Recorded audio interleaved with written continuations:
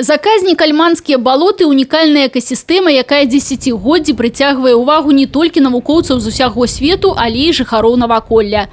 Асаблівую цікавасць з верасня па лістапад да гэтых некранутых і месцамі па-сапраўднаму небяспечных тэрыторый праяўляюць жыхары прыгранічных украінскіх вёсак. Для іх альманскія балоты – сапраўдны беларускі клондайк. Сюды ў сезон яны шторанак ходзяць, як на працу. В среднем за день на участке ответственности нашего пограничного поста, а также соседнего пограничного поста в районе около 400 человек в сутки заходят. В зависимости от времени года, понятно, и от дня недели, так как люди на приграничье со стороны Украины верующие, суббота-воскресенье для них считается выходными. На адным з трох спрошчаных пунктаў пропуску на гэтым участку беларуска-украінскай мяжы з самага ранку ляжыць цэлы стос аформленых беларускімі пагранічнікамі пропускаў. Каля 200 жыхароў з суседніх украінскіх вёсак прыехалі на збор журавінаў. Кажуць, не дзеля харчавання, выключна дзеля заробку. Кошт кілаграма беларускай ягоды на украінскім рынку сёння $1,5. Гарно набрала, вот уже 10-е ведеречко. Сколько килограмм, вы думаете, насобираете за сегодня? Ну, я думаю, 18-16 килограмм наберу. Угу. Каждый день приезжаете? Коли каждый день, а коли ні. А с какого числа начали собирать? З 1, мабуть, вересня, сентября 1. Ясно.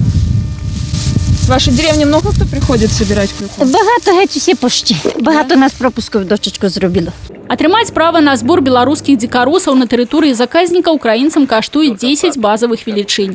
Такі кошт пытання зборшчыкаў балотнай ягады не спыняе. Заробак за сезон пакрые падатак, але самае галоўнае – дасць магчымасць перазімаваць не працуючы. Совсем туго с работой, да?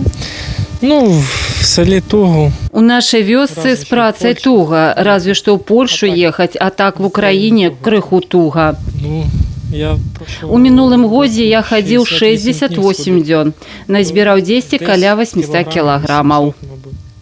26-гадовы настаўнік фізкультуры з Драздыні прызнаецца, нават закрытая мяжа не спыніць яго з аднавяскоўцамі ад збору тутэйшых журавінаў. Кажа, для украінцаў гэта самы вялікі страх апынуцца без ягаднага заробку. Таму правілаў, усталяваных беларускім бокам, яны прытрымліваюцца дакладна. Пра гэта сведчыць і статыстыка. Парушальнікаў стала значна менш. С 2011 года, когда здесь на участке Полесского лесхода значительно сократилось количество нарушений государственной границы гражданами Украины, которые идут собирать ягоду. Например, если в 2013 году их было около 30, то уже в этом году на сегодняшний момент всего лишь 6.